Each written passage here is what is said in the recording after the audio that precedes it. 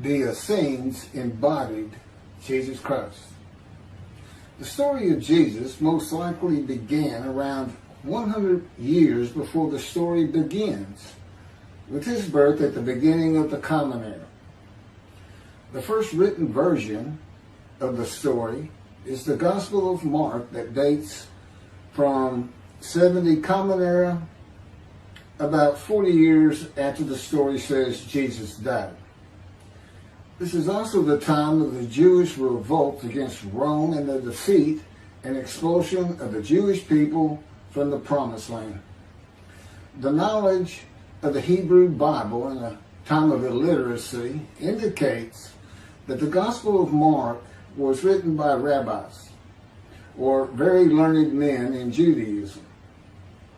Men who decided they needed to write down this story that had been circulating by word of mouth and storytelling for as many as 170 years, beginning with the founder of the Judaism sect of the Essenes, the prolific writers of the Dead Sea Scrolls, to make money. Their temple, homes, and country were gone. And it was desperate times for the Jewish people. The name of the founder of the Essenes was with a capital T, the teacher of righteousness. That was his name, the teacher of righteousness. Meaning he was believed to be the man described in Isaiah 53 who makes the many righteous. The man Jesus claimed to be. According to the oral story that most likely began 100 years before the Common Era, BCE, with this man called the teacher of righteousness, who established a sect of Judaism known as the Essenes, this teacher of righteousness who fought with a wicked priest. All this information is in the Dead Sea Scrolls.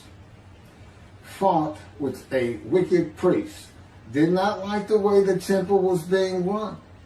Did not like all the sinning going on in Jerusalem, and did not live there, and despised riches and the material things of the world, just like Jesus, who also claimed to be the teacher of righteousness.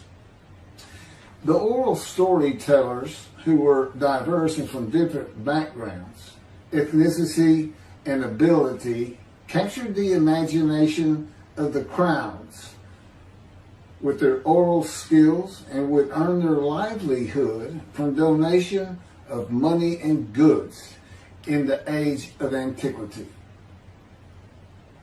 Few could read in a world where literacy was restricted to just a few, and this did not begin to change until the Middle Ages.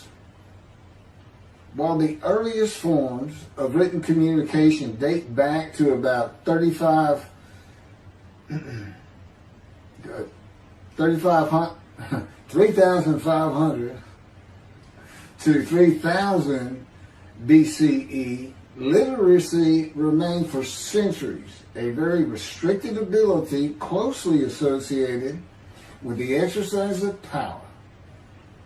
Schools in ancient Israel, if any existed, served only the sons of the rich and the religious elite. Storytellers, in general, would be very learned men, captivating the imagination of the crowds at the gates and the meeting places of Jerusalem, with tales that people of a harsh and brutal time wanted to believe in. A time when medical treatment was primitive and life expectancy was 30 to 35 years, averaging those who died at birth to those who died with long life into their 70s and beyond. A time when people believed in mythical gods and gods who were men and making sacrifices to gods for favor and for safety, healing, long life, crops, and fertility. The Dead Sea Scrolls are generally thought to have been produced by the Essenes. No one really doubts it anymore. And the Essenes are a group that protested the way the temple was being run. Many of the Essenes went to the cliffs and the caves east of Jerusalem by the Dead Sea, known as Qumran, to prepare the way of the Lord, following the commands of the prophet Isaiah. Today, in this day, the day of the Lord, because the land burns again, the Jewish people have returned, and Jerusalem and the ruined cities have been rebuilt. Elijah clears the way for the Lord. They went to Qumran to get away from the sinning of the people of Jerusalem and the ways of the religious elite at the temple, which would have been Pharisees and Sadducees. The Essenes are never mentioned. They're never mentioned in the New Testament. Now, they are prolific writers. And they had their own gate. They had their own gate throughout the life of Jesus and for 40 more years until Jerusalem was destroyed. And that in 70 Common Era, when everything was being destroyed, that's when they put those scrolls deep into pottery, big pottery, and buried them. That's what kept them from disintegrating into dust. And if you ever look it up, I mean, when I say prolific, there must have been many people, they were copyists. But they also did, well, I'm going to get to it. They made commentary on the scrolls. One of the first leaders of the Qumran community, again, was the teacher of righteousness, identified in the Damascus document and the Habakkuk Pesher. A Pesher is a type of commentary in Hebrew. In the Pesher literature, the teacher of righteousness is presented as a founding figure who directly clashed with an opponent called the wicked priest. Of course, we all know what Jesus went through with the religious elite, Sadducees, Pharisees, and the high priest. This was the wicked priest in his day, 100 years before the birth of Jesus. The man described in Isaiah 53 is often referred to the teacher because of verse 11, where God says, verse 11 of chapter 53 of Isaiah, where God says, "My righteous servant makes the many righteous."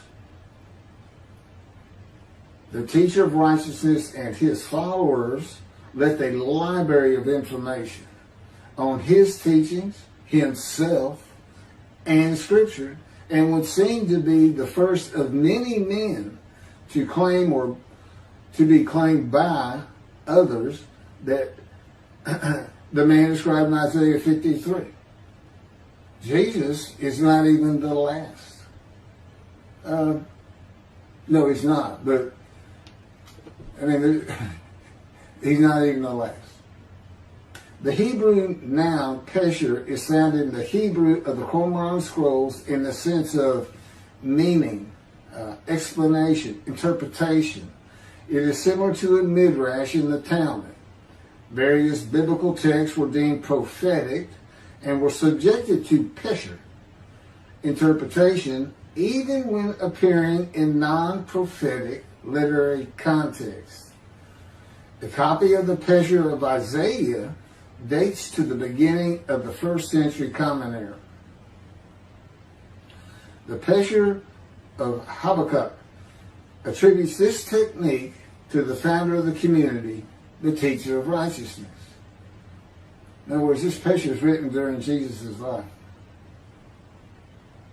And they had their own gate, the gate of the Essenes. The Qumran sect, like the broader Jewish movement from which it sprang, took a critical view of the established orthodoxy of its time, believing Israel to be under divine judgment, regarding itself as the true remnant of Israel and awaiting its imminent vindication.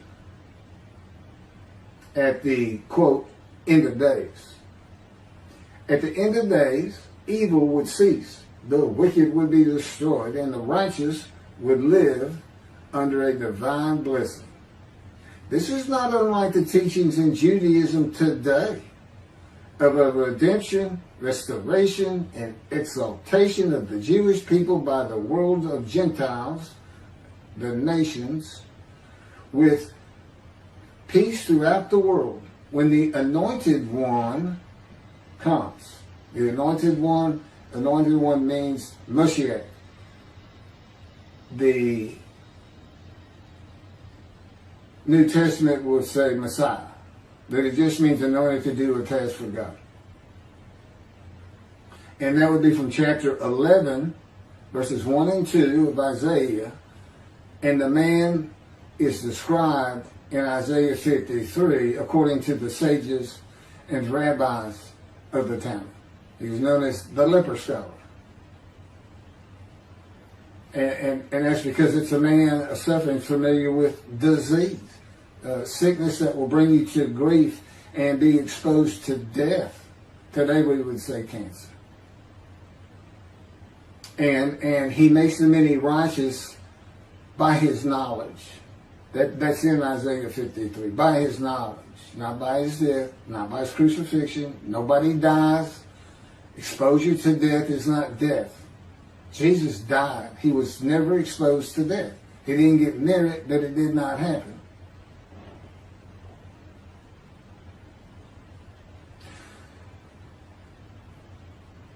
This time that the Essenes were waiting upon, that they thought was imminent, did not happen for them. And it is this teaching that Jews for Judaism uses in the analysis that Isaiah 53 describes the Jewish people as God's righteous servant, as one man, Israel.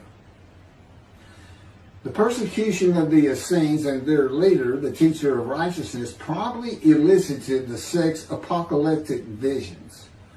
These included the overthrow of the wicked priests. Jesus pointed an accusing finger at the high priest and told him, "You shall see me return."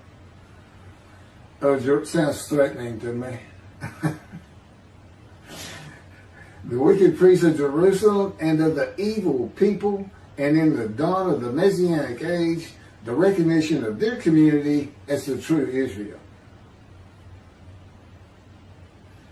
Josephus Flavius describes this sect, the Essenes. This is a man living at the time. People wrote back then, but you can't find anything written by Jesus or about Jesus until after the destruction of the temple. He describes this sect, the Essenes, as one of the main three philosophical sects among the Jews, with a very detailed description. Excerpts from his book, Wars 2, chapter 8, include, this is in quotes, the third sect, which pretends to a severe discipline. These men are despisers of riches, and so very communicative as raises our admiration. And as for their piety towards God, it is very extraordinary. You would think that Jesus would have been in this thing. He fit right in. But again, we never hear a single word about these prolific writers. The other two philosophical sects were the Pharisees and the Sadducees. In the New Testament, the Essenes are never mentioned, as I said. All the stories of Jesus and his clashes with the religious elite of Jerusalem in the New Testament are with the Pharisees and the Sadducees. According to this same Josephus, the name of the gate in the southern wall of Jerusalem at Mount Zion was called the Essenes Gate. Everything about the Essenes says Jesus would have been one.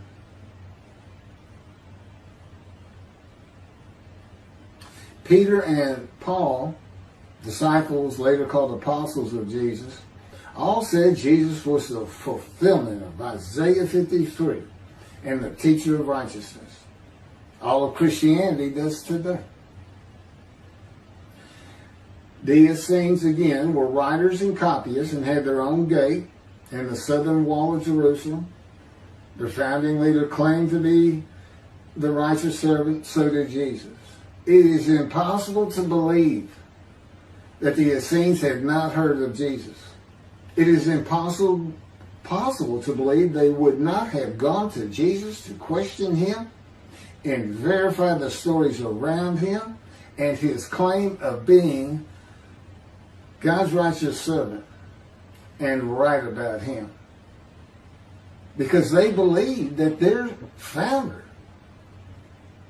was the Moshiach and that the end times were coming. Moshiach, anointed one, described in Isaiah 53. They're great followers of the things Isaiah had to say, and there's a picture written on it during the life of Jesus. It's impossible to believe it.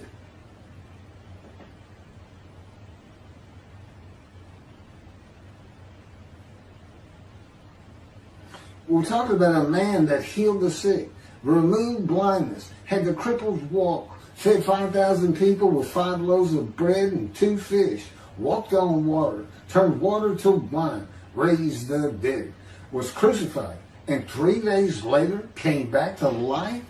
And you think these people, how about Joseph Philadelphus? Why didn't he mention that? He talks about the destruction of the temple. He was there. The Essenes were present in and around Jerusalem for 100 years before the birth of Jesus and another 40 or so years after his death at the age of 30 in the first written story of him and his life in 70 Common Era. There is not one word written by the Essenes of Jesus. There is no account in the New Testament of Jesus and an Essene. There are no writings or even a mention of him by a single person or group that was part of his generation while he was alive. There are no writings by Jesus. And prophets of God, men of God, servants of God have been writing for him throughout the biblical times until he stopped talking to his prophets. The Hebrew Bible ended. The last prophet he spoke to, Malachi. Malachi chapter 3, the last chapter of the prophets,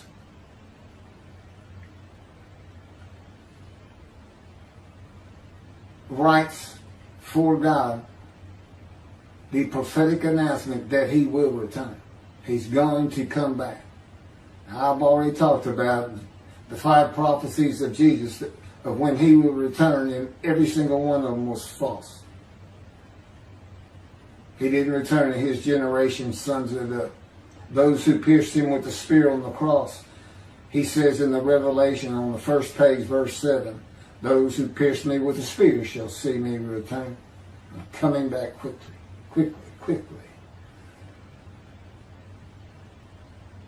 Nothing was written by his disciples. There are no writings by Herod or Pilate or any Roman newspaper, poem, or book of this man who healed the multitudes, fed the poor, walked on water, raised the dead, turned water to wine, was crucified and rose from the dead to human life, and then rose to heaven. That's where he's supposed to be returning from. While there are 3 Gospels under the names of 3 disciples, they are all considered pseudepigrapha. In Greek, that means falsely attributed. Writings which were attributed to authors who did not actually write them. And they were all written long after the death of Jesus, these Gospels, full of quotes and teachings from Jesus himself. Quoted parables, long speeches, Sermon on the Mount, long sermons that could not be accurate if passed by word of mouth. There is only one answer. The Essenes themselves, these writers and the storytellers of the day, had put this story together. And even though the writers of the gospel knew full well these rabbis were learned men of the Hebrew Bible, they knew it didn't really fit. But you know what else they knew? Nobody could verify. Nobody could check them. Nobody could check them. Now, I just did a video on the deceptions. The deceptive, it covers just Matthew. And there's 3 different stories of him and deceits in every one of them that you can go look up now. You can verify these things that I'm saying. I'm quoting them. I give the chapters, the books they come from. You can see Jesus changed Zechariah, verses 9 and 10, the verses, from riding an ass into Jerusalem and being crucified, as Jesus said all the prophets said of him, to what the prophet actually said. You can go look at it. He said he's going to go and defeat Rome, defeat the enemy in Rome, which in Jesus' time, in Jerusalem, and be king of the world, which at the time would have been the nations of the Middle East. And he would tell them all to surrender. That's actually, that's part of the verse itself, verse 10. And he would defeat the enemy and have the nations surrender and be king from sea to sea, lands into ocean. I mean, you can't get more deceitful than that. You can't lie greater than that. You're manipulating Scripture, God's holy word, manipulating it, deleting a verse 10, telling your disciples, tell everybody these things. That's why he's telling them. Tell everybody these things. I'm going in. They're going to kill me. Okay. That's what the prophets say. Don't forget. I mean, that's what he's doing.